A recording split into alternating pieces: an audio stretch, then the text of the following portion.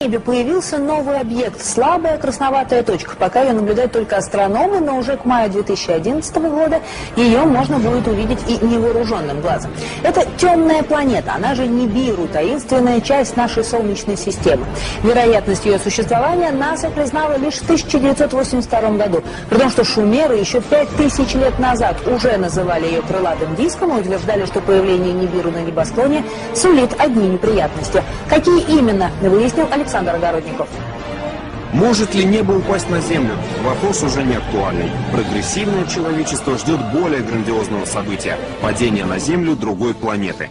Конечно, не в прямом смысле слова, но планета Нибиру подлетит к нам так близко, что последствия могут быть катастрофическими. Дело в том, что Нибиру, или как еще ее называют планета X, гораздо крупнее Земли, а значит ее гравитационное поле гораздо сильнее. Его разрушительное влияние мы почувствуем в конце 2012 года, когда сближение будет максимальным. Как следствие, изменение наклона нашей планеты, а соответственно и полюсов. Глобальное похолодание там, где сейчас тепло, и очередной всемирный потоп. 2/3 населения нашей планеты попросту погибнет. Согласно одной из теорий, Нибиру – это планета богов. В древних текстах их еще называли анунаки, то есть сошедшие с небес. Раз в 3600 лет она якобы появляется, приближается к Солнечной системе, к Земле. Согласно некоторым расчетам, к 2011 году темную планету будет видно даже невооруженным глазом. А 21 декабря 2012 года Нибиру пролетит мимо Земли и засияет на нашем небосклоне яркой красной звездой, словно второе Солнце.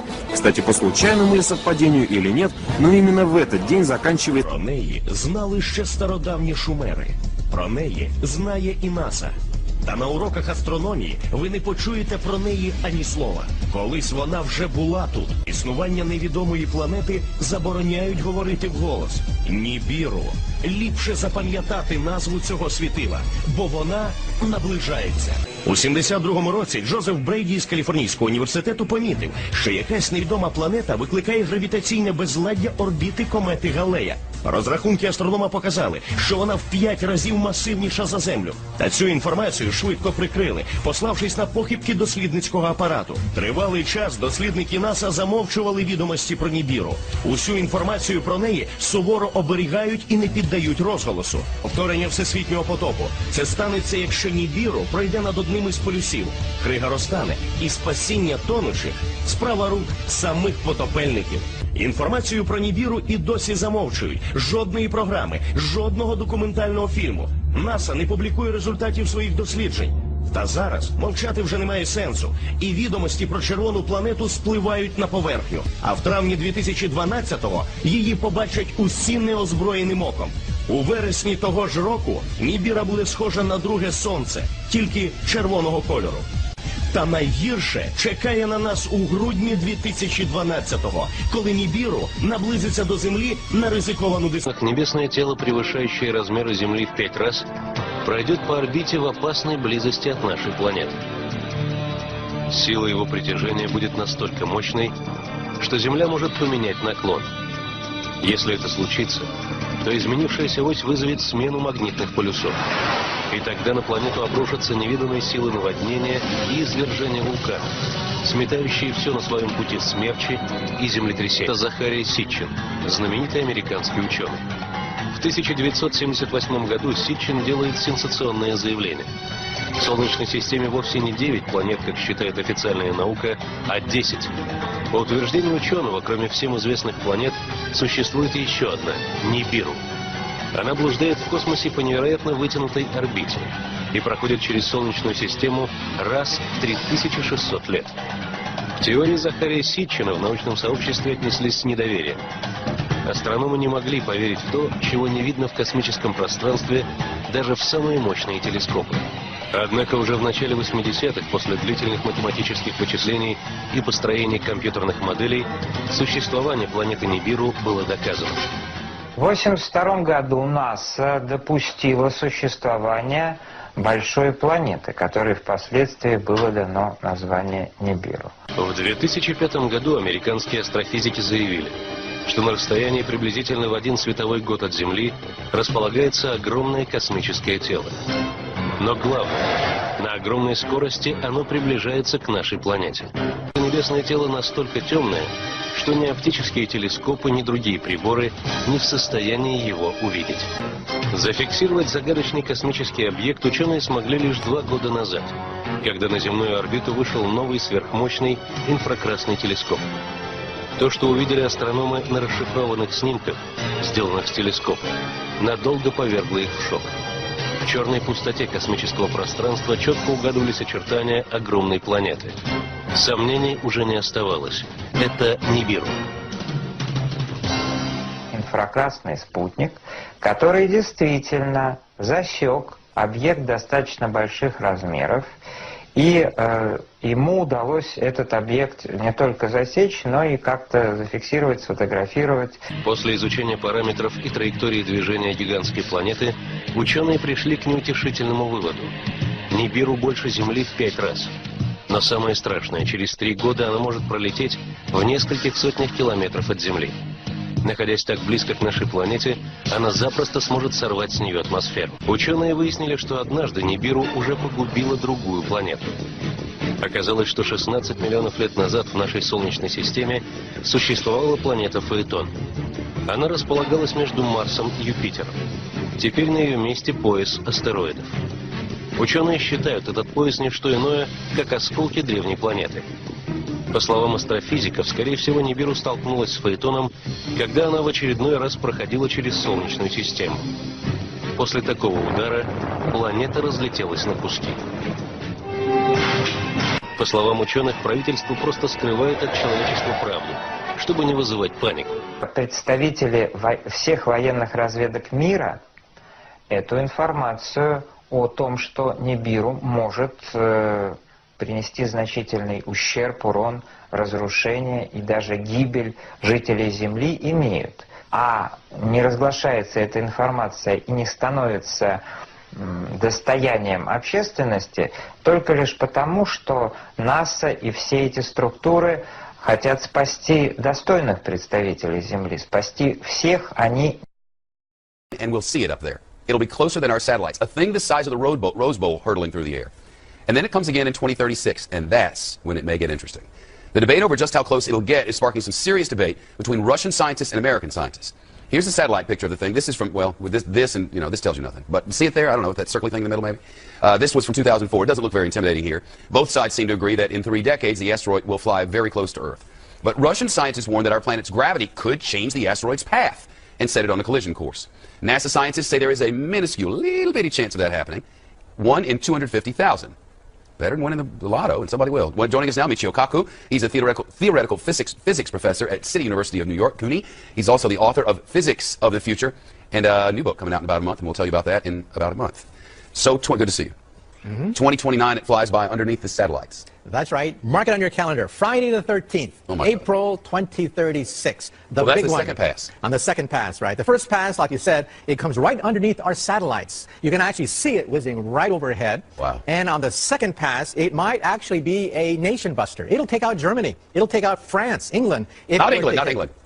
Or the entire northeast of the United States. Careful. It'll hit with a force of 100,000 Hiroshima bombs. Really? If it hits. If it hits, right. It's a catastrophe beyond human comprehension. And the head of the Russian Space Agency has said that the Russian scientists should think of some ways of deflecting it or handling this menace in 2036. What are we going to do, shoot it with a laser? Well, everyone thinks we'll send Bruce Willis out there with the space shuttle. But the space shuttle can't even reach outer space. We're phasing it out, and the space shuttle only spins wheels around the planet Earth. It cannot even go to deep space. We need a new booster rocket to take us out there. Maybe China will build us one. Maybe, and then we have to nudge it out of the way. The farther it is, the easier it is to push it out with rockets so it'll miss the planet Earth. But it's something that we have to take seriously. This is the first major threat from a giant meteor or asteroid. Were it to hit us, do we know what it would do to our rotation around the sun and the spinning on the axis? Well, it will definitely affect the rotation of the Earth as it goes around the sun. The immediate impact would be a gigantic shock wave going out maybe 50 to 100 miles, then firestorms going out to hundreds of miles beyond that. Firestorms. And then meteorites raining back down on the planet Earth. So the devastation would be on the order of 500 to 1,000 miles. Think of a bullseye containing half the United States. That's the potential impact.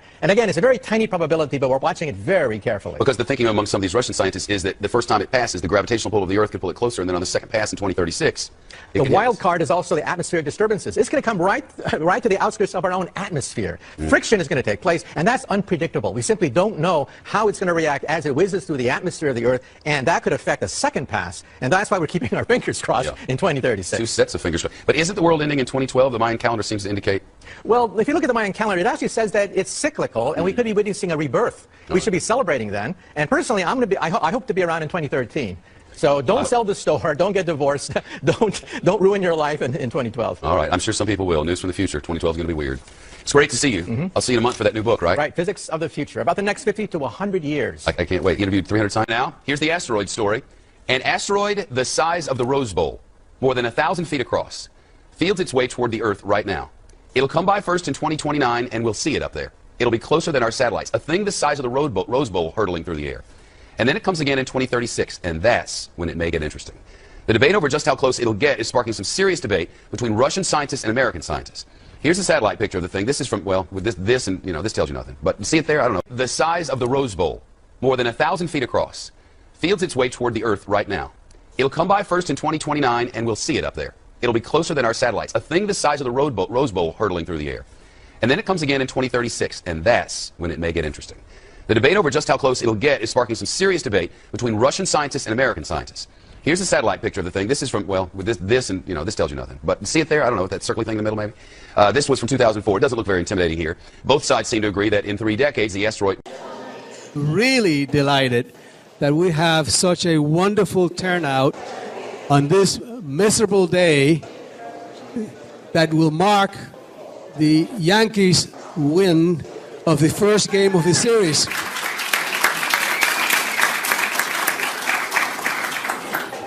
For those of you who are new to the event, let me tell you a little bit about the presidential lecture series. We started this series in the year 2001, and the purpose of the lecture series is to showcase the tremendous talent of the faculty of the City University of New York. And the formula is very simple. In the fall semester, we invite one of the distinguished professors of the City University of New York or some national figure that has something to do with the City University of New York. And in the spring, we invite one of our own to be the presidential lecture speaker. We have a committee of faculty which is composed of Dr. Sheena Gillespie, Dr. Peter Gray, Dr. Kenneth Pearl, and Dr. Sassam Karimi. And if they're here, please stand up so we can recognize you. Those of you who are here. I know Sassam is here.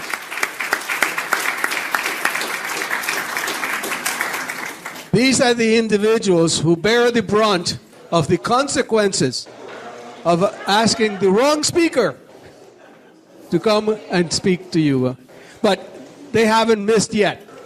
And frankly, I think that today we have one of the most popular, the first time that we have a television star among our midst, and the first time, well, maybe not the first time, because every academic senate you have one of those, but the first time we have one of the recognized 100 brightest people in New York City by New York Magazine. This is Professor Kaku, who is distinguished professor at City College, and he is a theoretical physicist and the Henry Samat Professor at the City College of New York and the Graduate Center of the City University of New York. He has taught for over 30 years, and he's a graduate of Community College of Harvard. You got it now, right? And now he's at the Harvard of Community Colleges, Queensboro, and he's earned his doctorate, obviously in physics, from the University of California at Berkeley. He's one of the founders of the string field theory. Now, you know about string theory. maybe some of you may know some about it, but I know that all of you know about Star Trek, and all of you know about Beam Me Up Scotty, and all of you know about energy fields. So you all know a little bit about string theory. I really personally believe that Dr. Kaku is a contender and eventually will be a winner of the Nobel Prize in Physics because of his work. And I hope that that happens. You're going to have the pleasure of seeing him in person today, but if you want to see him on television, on December 1st, he starts a new series on the Sci-Fi channel called, I'm sorry, I don't know the title of the series, but he starts a series on December 1st on the Sci-Fi channel, and I hope that you all see it. I was very interested in looking over the book, The Physics of the Impossible, because it addresses how science fiction technology will be something real in the future. And you can think about the possibilities. Think about somebody in the year 1901 thinking about going from the New York to Europe in 5 hours. Think about the impact of technology, and I'm certain he's going to talk about all of that. But use a little bit extrapolation and look at what can happen in the future, and then look a little bit to the Star Treks of the world and see how somebody has imagined what can happen in the future. But that's all in our imagination. Let's talk to an expert. Let's talk to somebody who knows the theory behind all of that technology. Please, please help me welcome Dr. Kaku, please.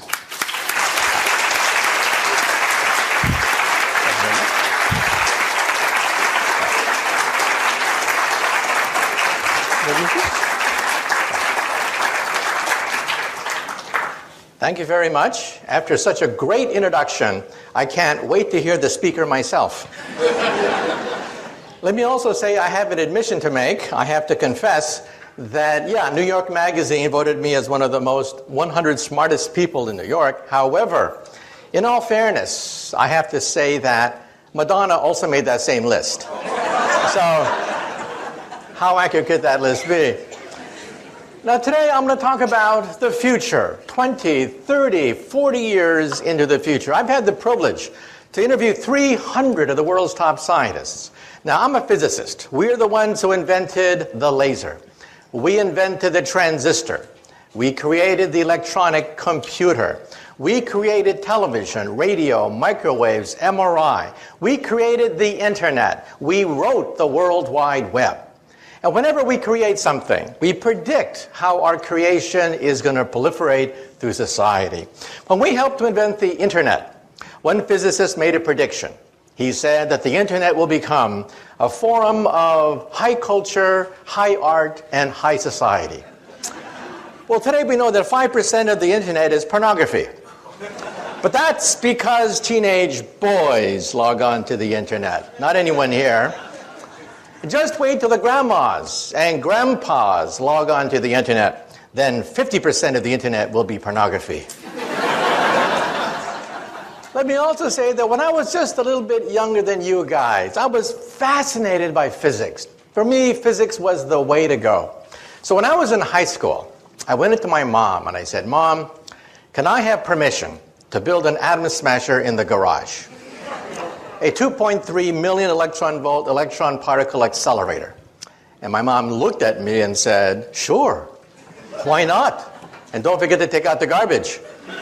So I took out the garbage and I went to Westinghouse and I got 400 pounds of transformer steel, 22 miles of copper wire, and I built a 2.3 million electron volt electron accelerator in my garage.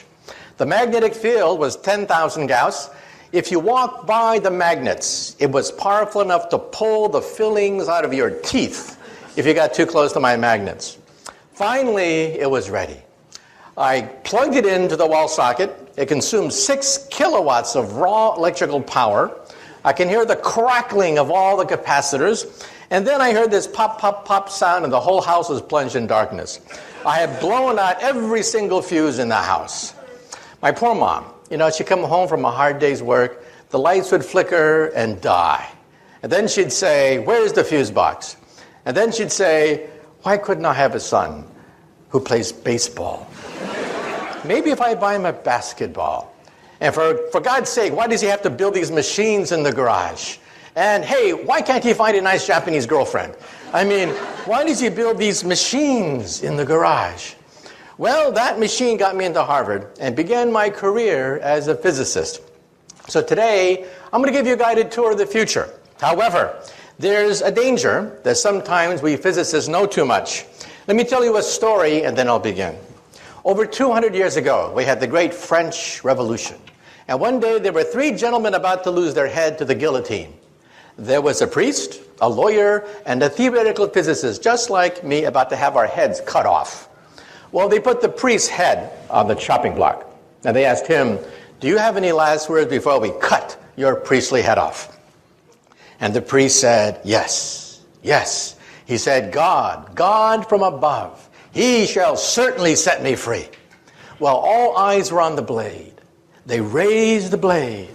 The blade came down, swish, and it stopped right before it hit the neck of the priest. Well, the mob had never seen this before. They were shocked. They said, God has spoken. Let the priest go. And now let's see about the lawyer. Yes, the lawyer. Now the bloodlust was starting. Yes, the lawyer. They put the lawyer's head on the chopping block and they asked him, do you have any last words before we cut your lawyerly head off? And he said, yes. He said, maybe the spirit of justice. Yes, justice and mercy. She shall set me free. Well, they raised the blade. The blade came down, swish, and it stopped right before it hit the neck of the lawyer. Well, this time the crowd went crazy. They said, let there be a national holiday. Today, God has spoken. Justice, mercy have spoken today. And now let's see about that theoretical physicist. Well, they put the physicist's head on the chopping block and they asked him, do you have any last words before we cut your head off? And he said, yeah, I got some last words. And he said, you know, I don't know too much about God. And I know even less about the law. But I do know one thing. If you look up, you'll see that the rope is stuck on the pulley. And then he said, if you remove the rope, the blade should come down real good. Big mistake. Big mistake.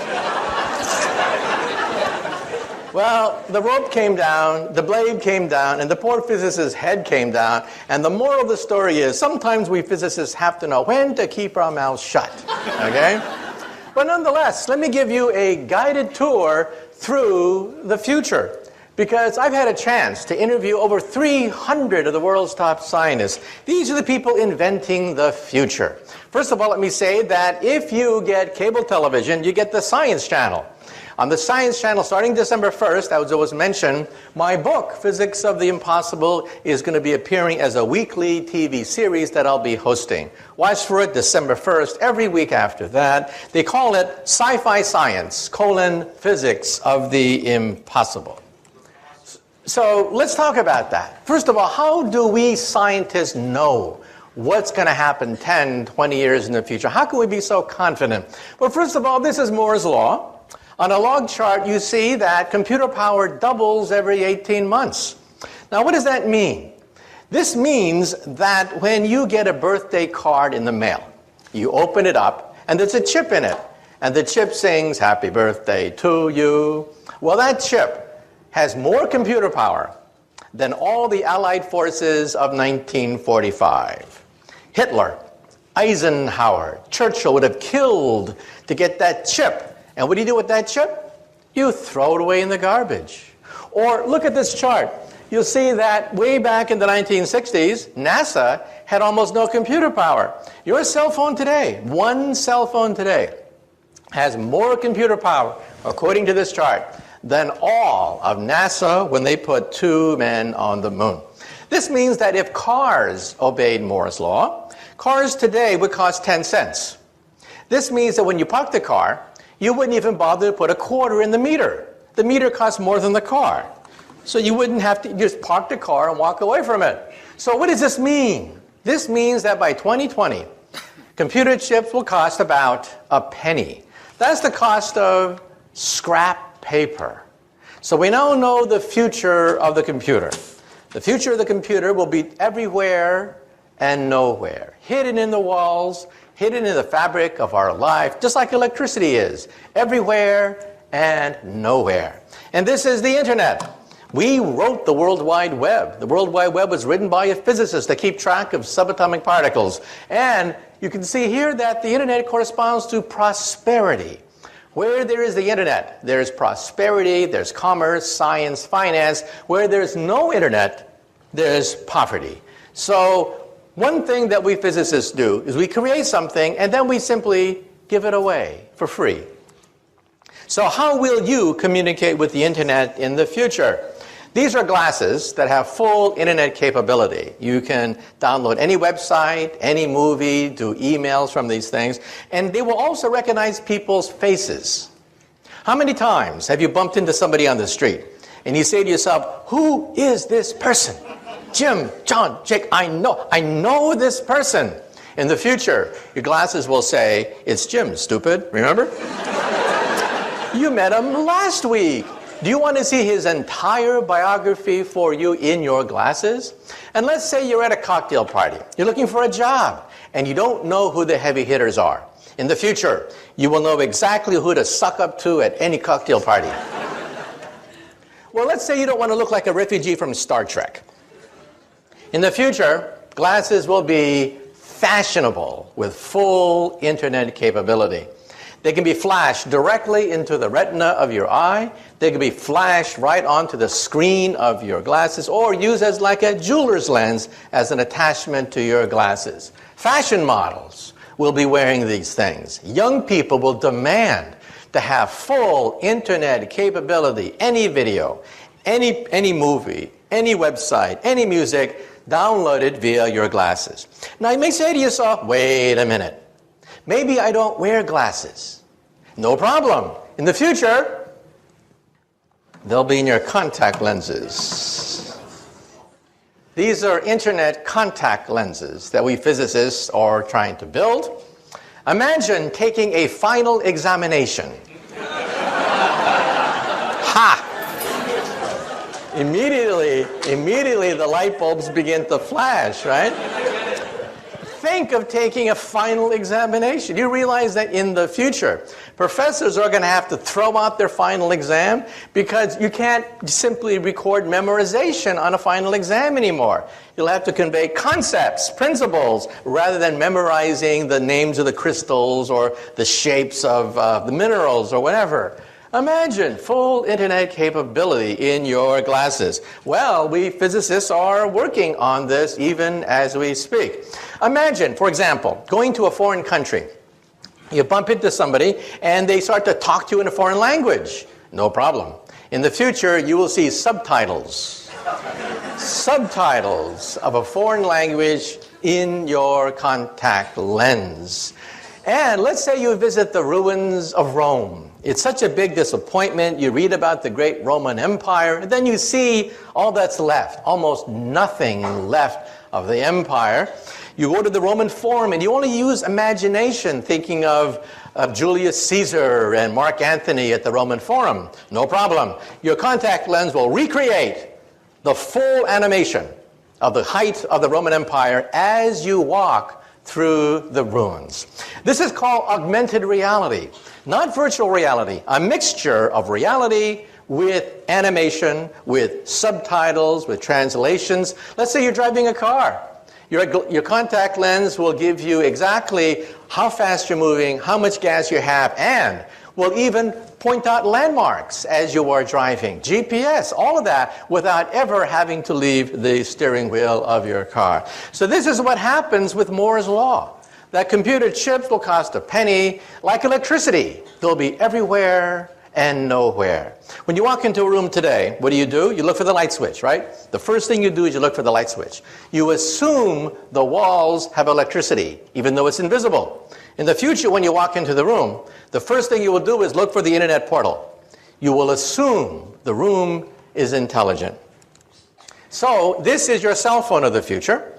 This is how you will communicate with others. One screen for any video, one screen for any website, one screen for any movie that's ever been done. You'll access the entire database of the planet Earth almost for free. And let's say you have a BlackBerry.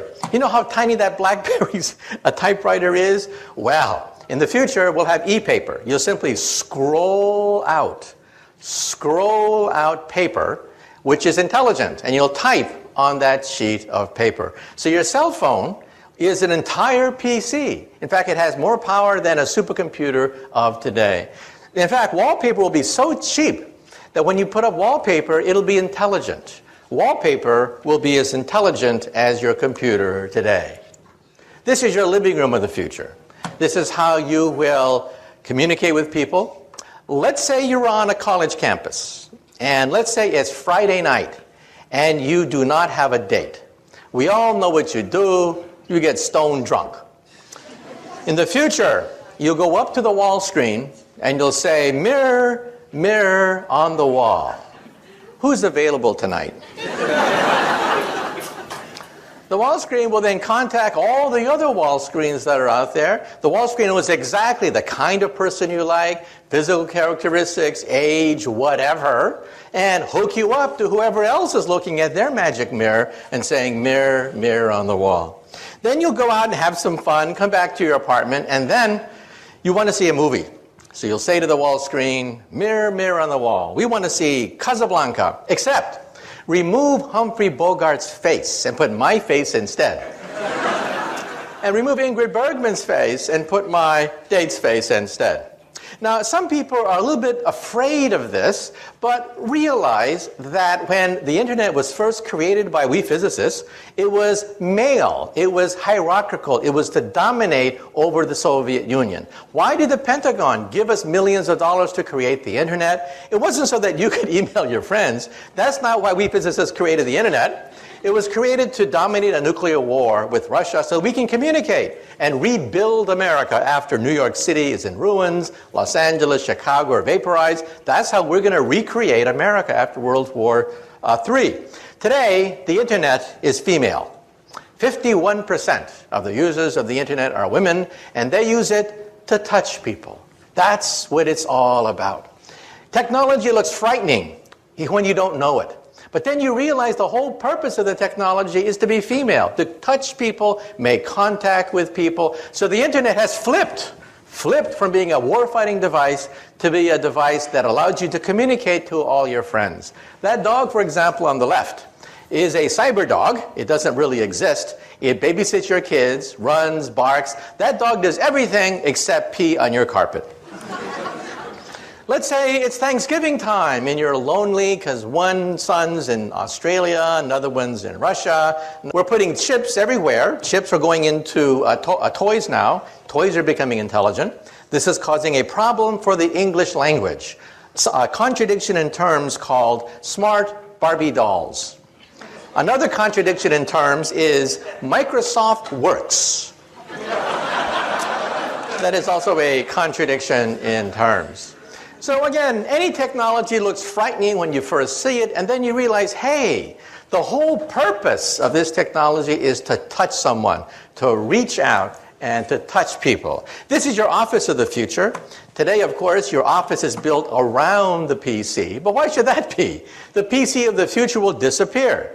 The future of the computer is to disappear. Electricity has disappeared. We no longer see electricity.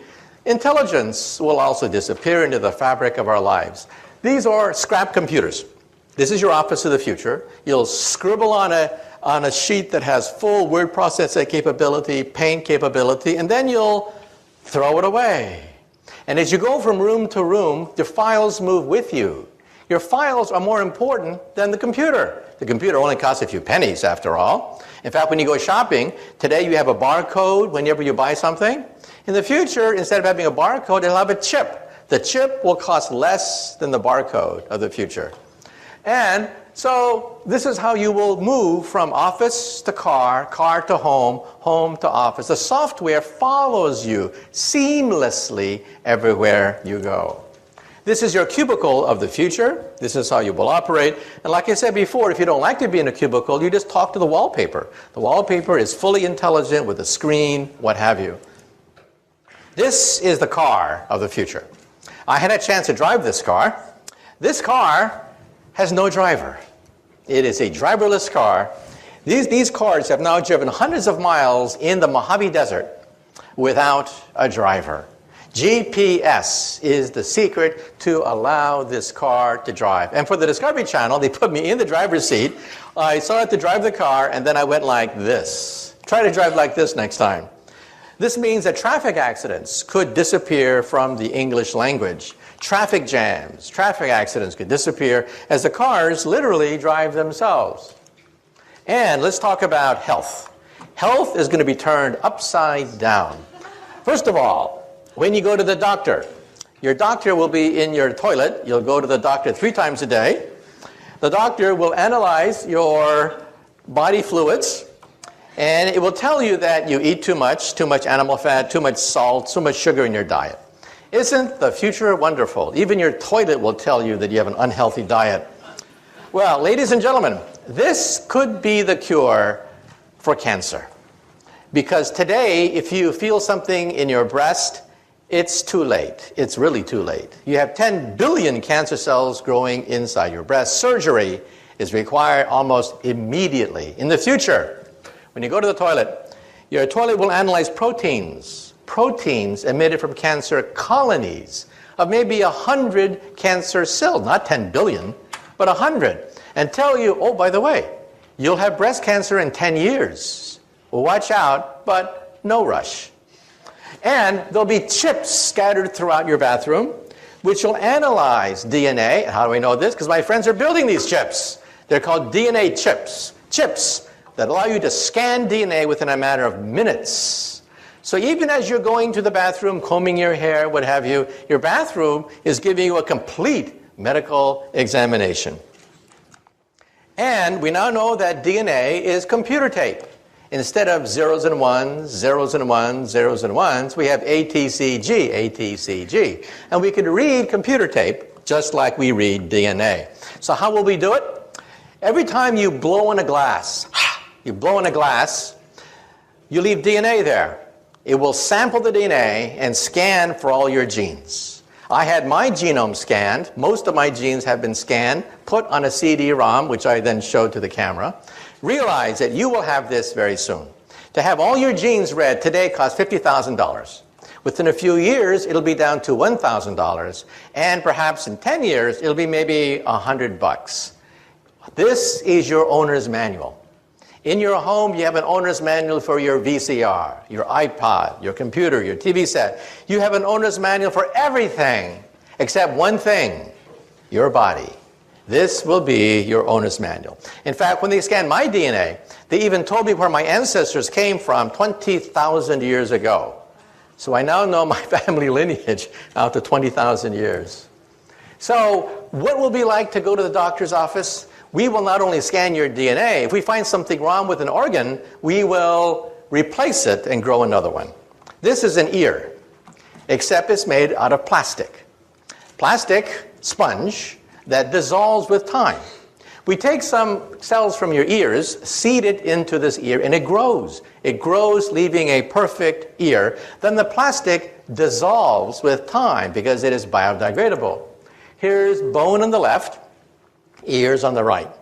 Today, we can grow bone, blood, skin, cartilage.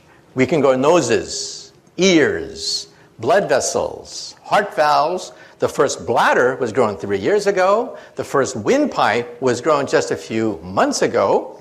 And we will grow the first liver perhaps in 5 more years.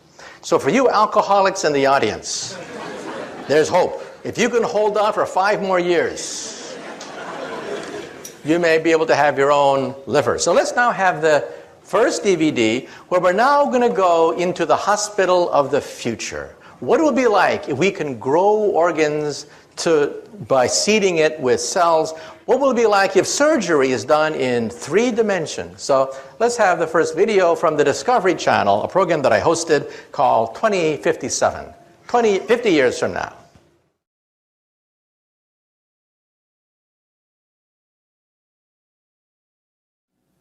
So, as computer power doubles every 18 months, it means that every aspect of our life, finance, commerce, health, is going to be turned upside down as we begin to realize that computer power can enrich our lives. This is the world's first bladder, a human bladder that was grown from a young girl's own cells and implanted into that young woman. That was 3 years ago, a development at Wake Forest University where we taped changed history. And within 5 years, we hope to have the first pancreas, the first liver, perhaps even the first kidney. These are the frontier organs that are now being looked at to be grown in the laboratory. The first windpipe was grown just 3 months ago, and in mice, we actually grew an entire heart. An entire mouse heart was grown just last year. And how is it possible? Because computer power means that we can sequence genes, we can put doctors in touch with each other. It has accelerated medical advances. And now, let me say a few things about artificial intelligence. Well, one day, will we have robots, the robots that we see in science fiction? Well, this is Asimo. Asimo is the world's most advanced robot. Asimo can run, Asimo can walk, climb up stairs, Asimo can dance. In fact, Asimo can dance better than me. I had a chance to meet Asimo, and the question is, how smart is our most advanced robot? And can these robots even have emotions so that we can bond with them? Let's have now the second video, where we will now go to Tokyo. We're now going to go to Tokyo and meet the world's most advanced robot. And the question is, well, one day, will they become smarter than us? Well, one day they put us in zoos and throw peanuts at us and make us dance behind bars? Well, let's conceive robots.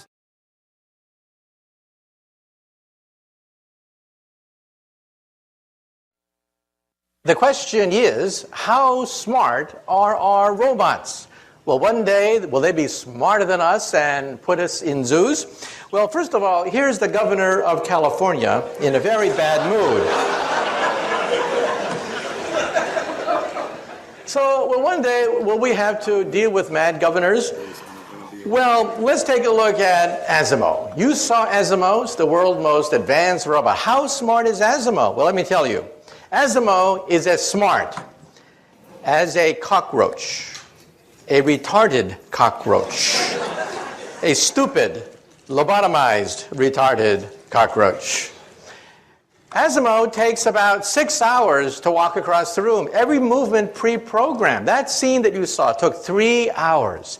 It took 3 hours for us to program every single move of that robot. So why is Japan spending so much time on these robots? Well, let me tell you a secret. Japan's population is the fastest aging population on Earth.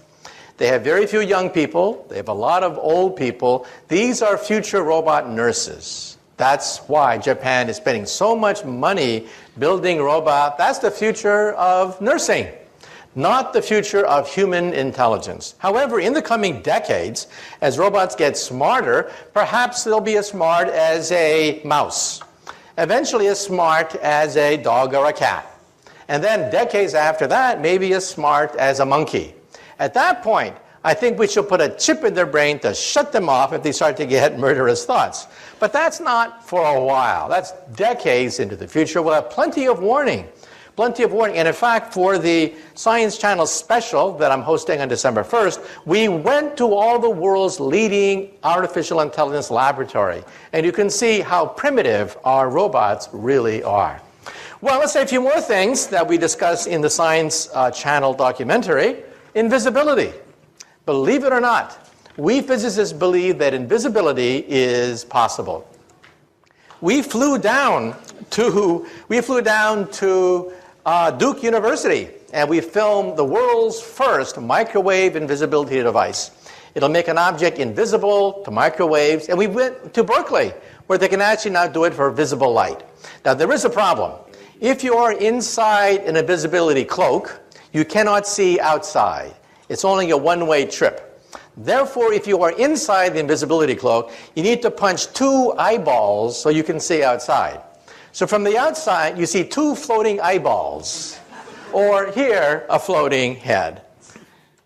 So remember that metamaterials allows us to bend microwave radiations around an object, just like water flows around a boulder. If you were downstream from a boulder, you don't know that there is a boulder upstream. That works for microwaves, and at Berkeley and Caltech, on a microscopic scale, they showed that it works for visible light as well. So this means that in the coming years, coming decades, we may be able to attain full invisibility, just like you see in the movies, but we don't have it yet. Also, teleportation. Wouldn't it be great to simply zap yourself across the room, just like they do in Star Trek? Well, this is called quantum teleportation. And for the Science Channel TV series, we went down to Maryland, to the University of Maryland, where we actually photographed with a TV camera, actually photographed an atom being zapped across the room. A TV screen lit up every time an atom was teleported from one chamber to the next chamber. Now, this, of course, creates problems, because if you're Captain Kirk, you have to die, you have to dissolve in the process of creating a copy of Captain Kirk over there. So who is that imposter over there? That imposter over there looks like Captain Kirk. He sells Priceline just like Captain Kirk, okay? So who is that person over there? You just saw him die, and there he is selling Priceline over there. It really makes you wonder, who are we? Are we just information?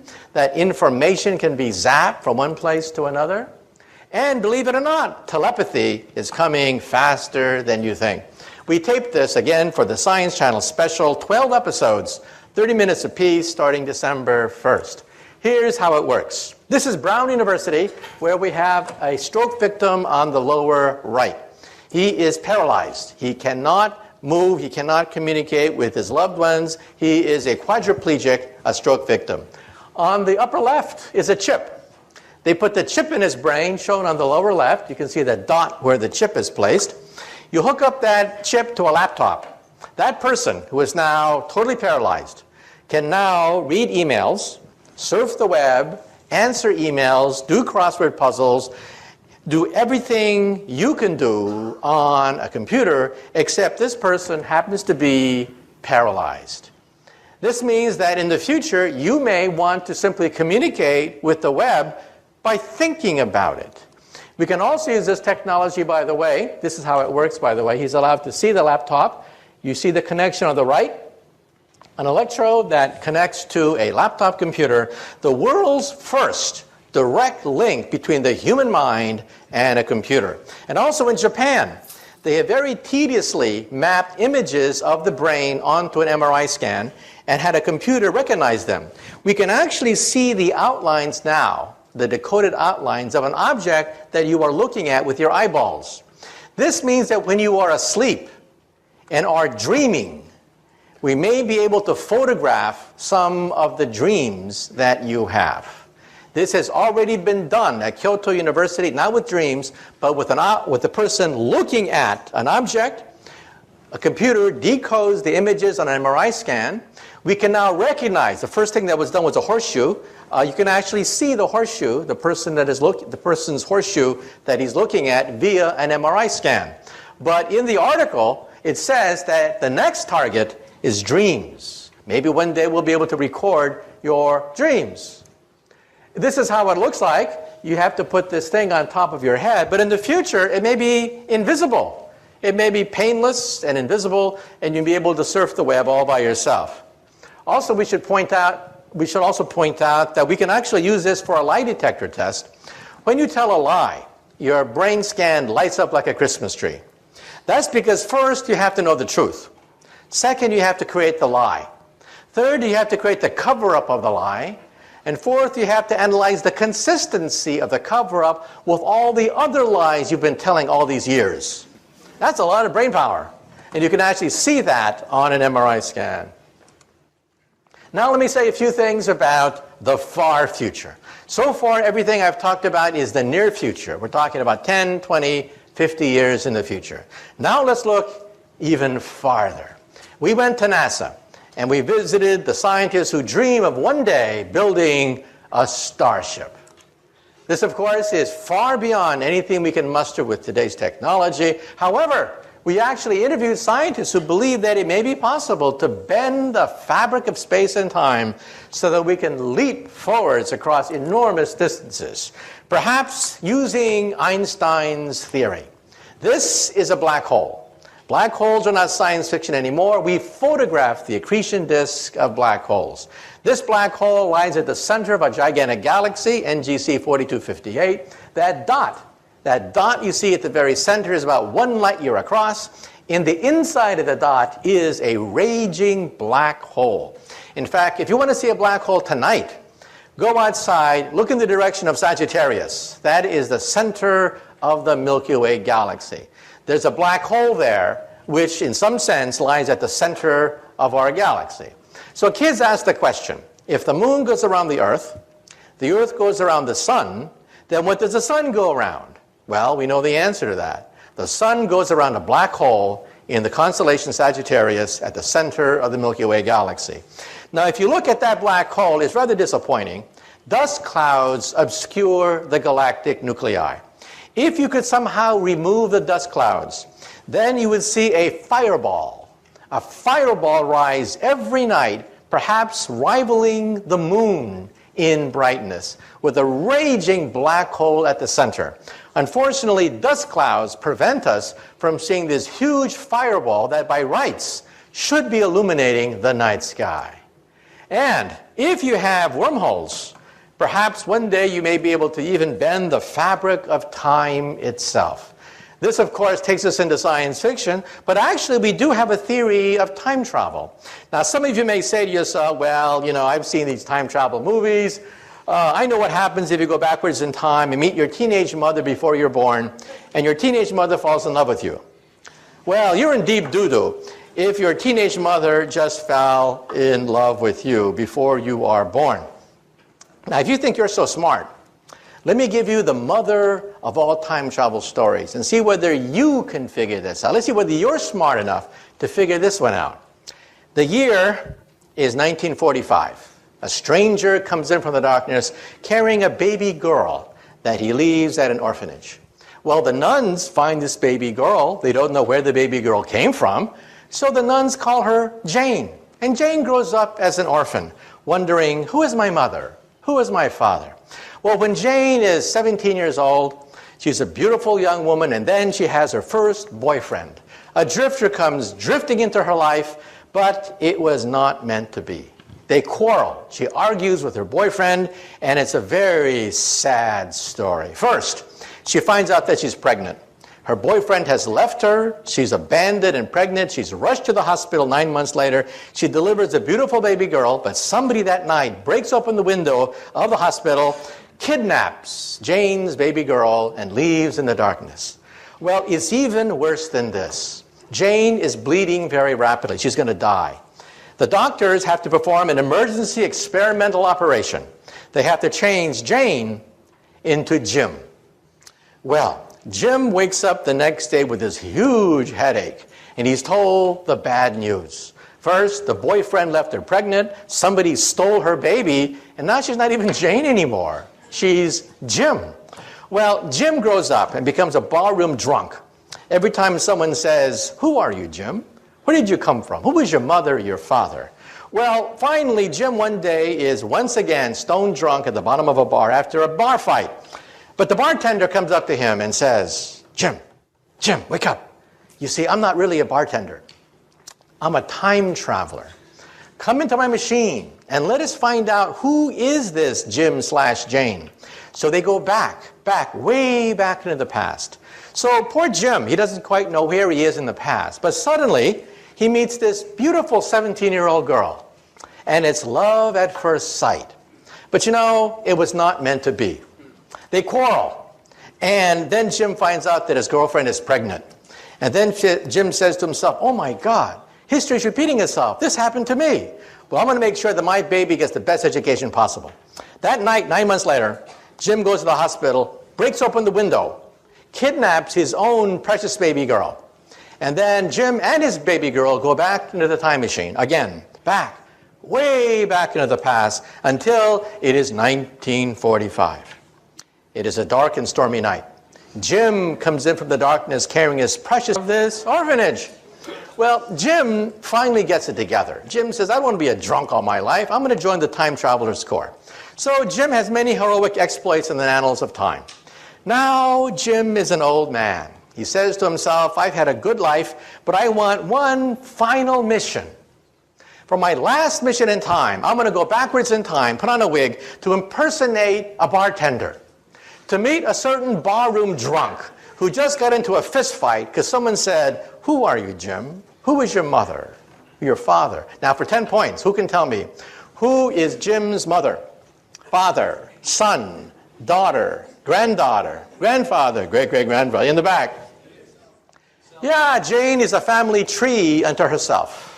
Can you imagine a family get together and they get into a food fight and someone says, you did this to me. No, you did that to yourself, okay?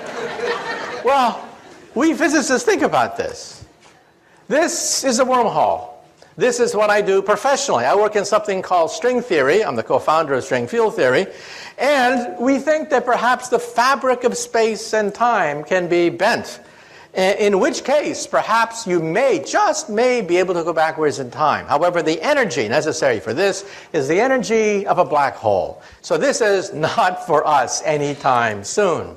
However, 150 years ago, there was a gentleman in England, a mathematician at Oxford University, who wrote the first book on wormholes. Who was this professor of mathematics at Oxford University? Does anyone know the name of this Oxford University professor?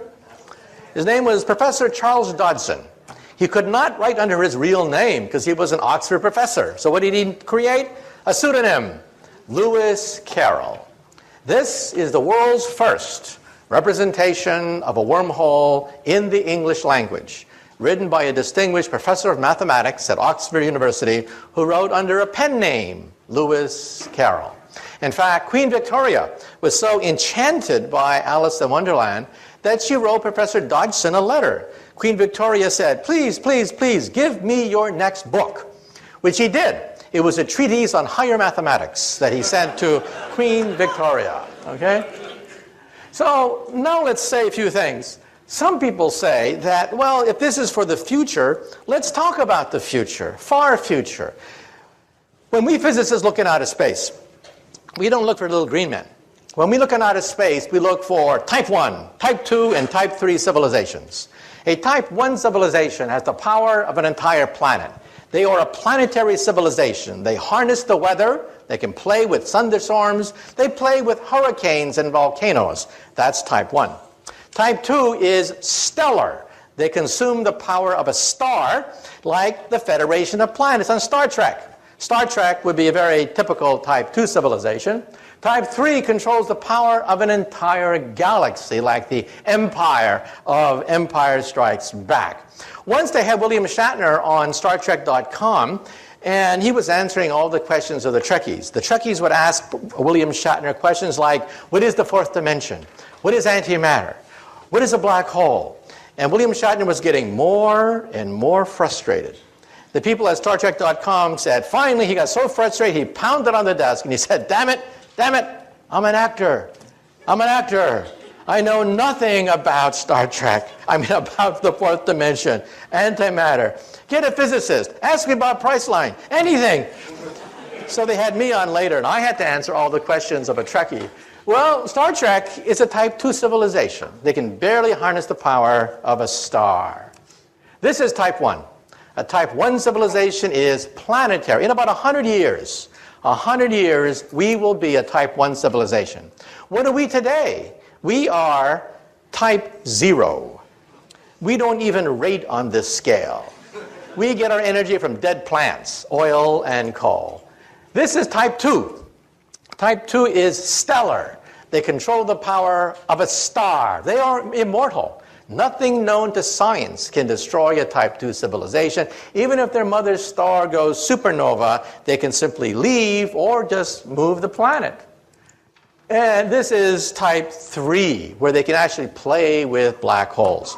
I once gave this talk in London at the planetarium there, and a little boy comes up to me, about, age 10, real pest. He comes up to me and he yanks on my pants and he says, Professor, you're wrong. There's type 4. And then I looked down on this little 10-year-old boy and I said to him, shut up, kid. Why don't you go play in traffic? There's a nice intersection over there. And he wouldn't go away. He kept yanking on my pants and he said, Professor, you're wrong. There's type 4.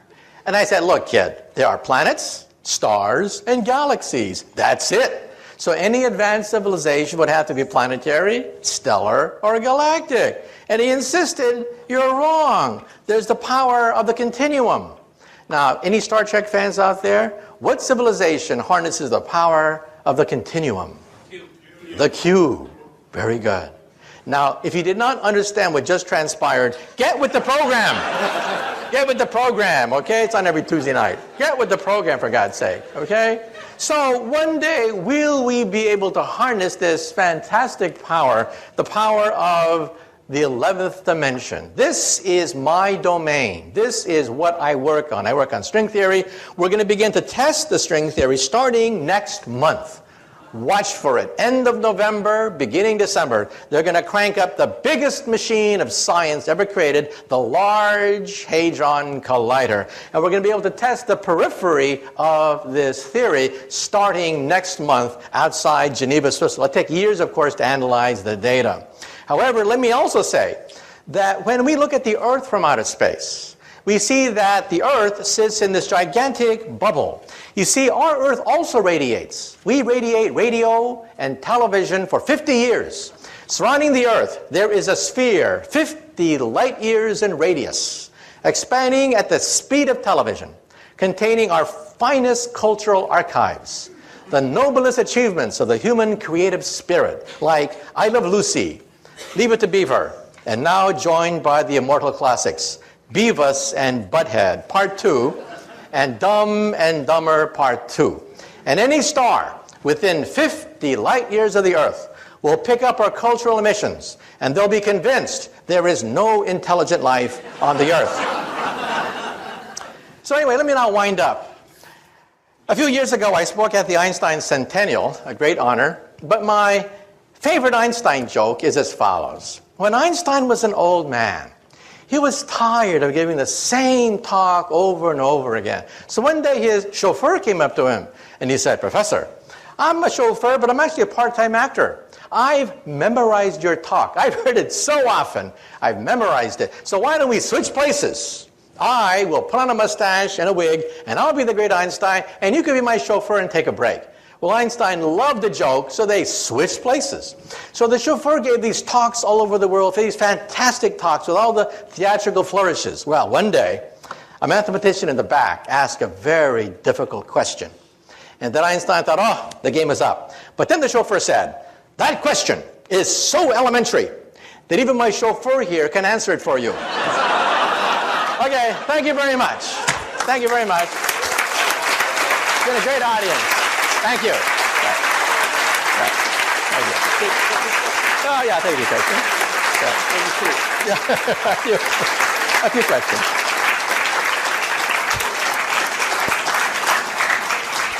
Wonderful, right? Really wonderful. Dr. Kaku will take 2 or 3 questions because the time is short. So, you have a question?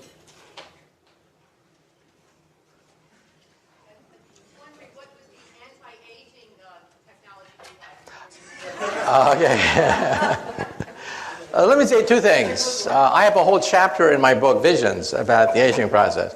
First of all, if you go to a drugstore, you see all this advertisement, anti-aging this, take 10 years off your face, 10 years that. How can the FDA allow all these fraudulent claims to being made? So I actually interviewed an FDA official. He said, the Food and Drug Administration can only monitor things that penetrate the skin.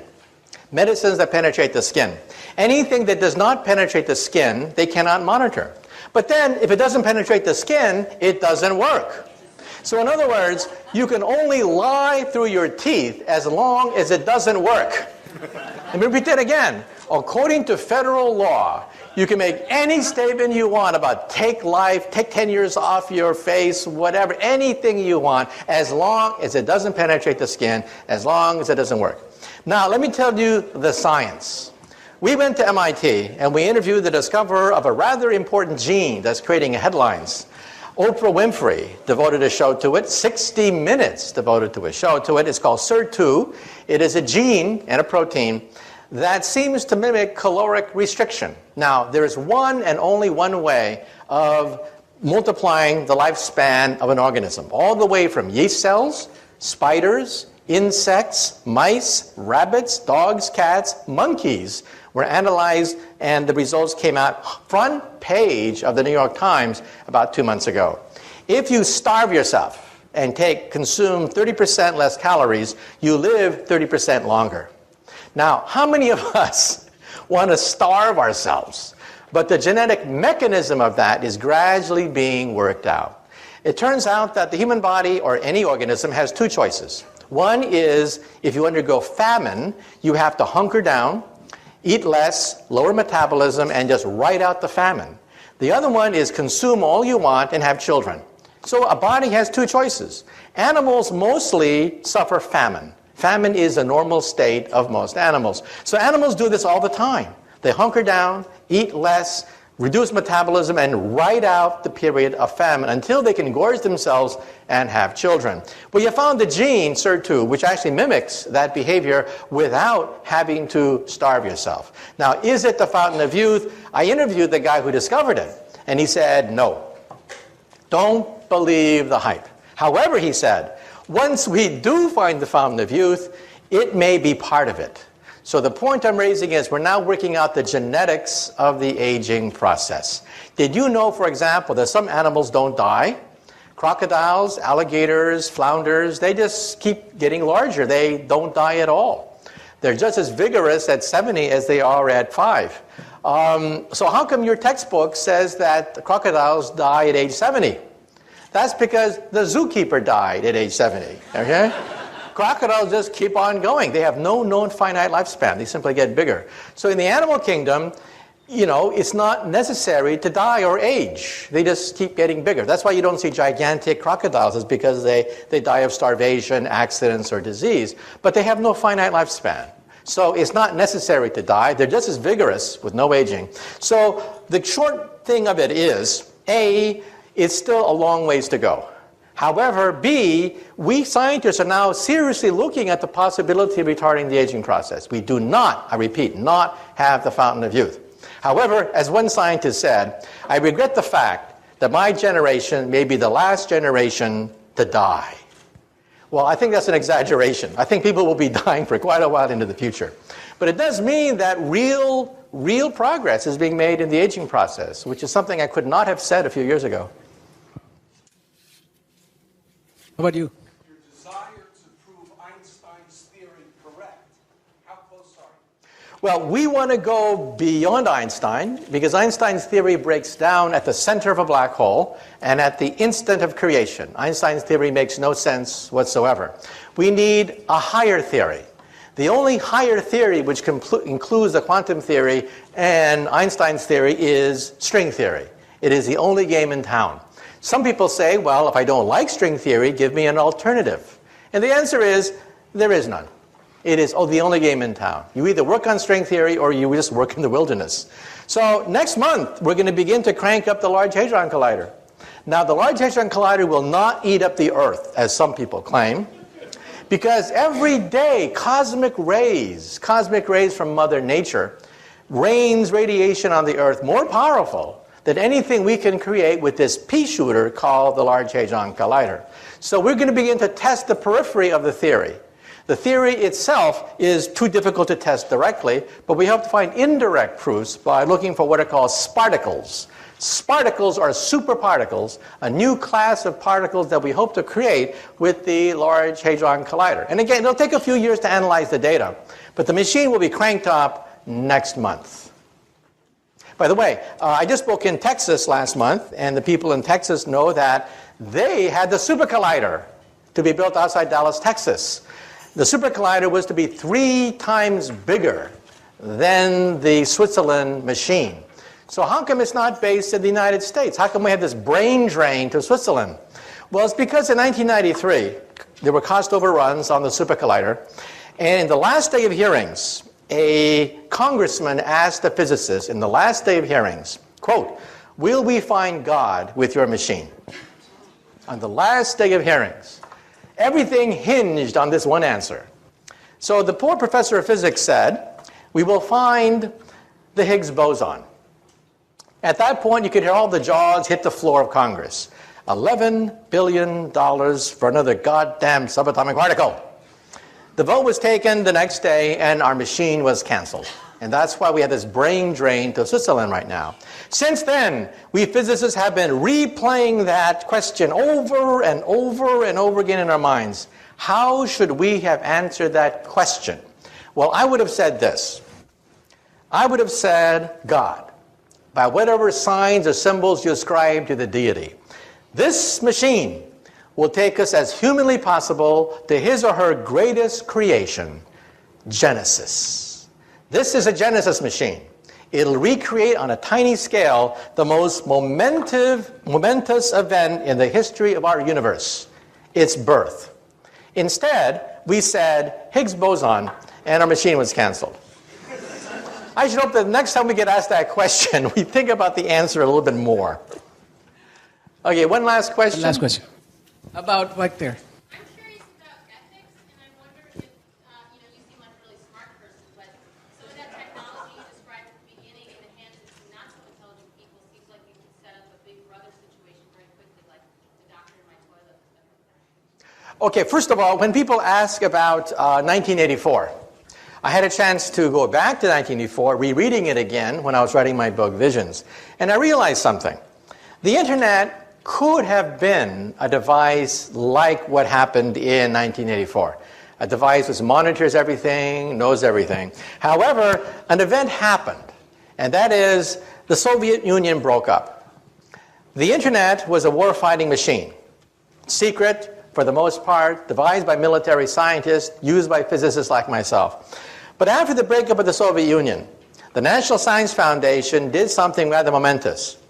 They gave it away for free. For free, they gave it away.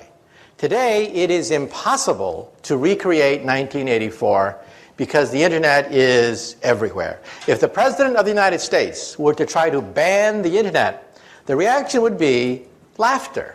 People would just laugh at him. It's unstoppable. So I think 1984 is not possible. However, there was another book written around that time.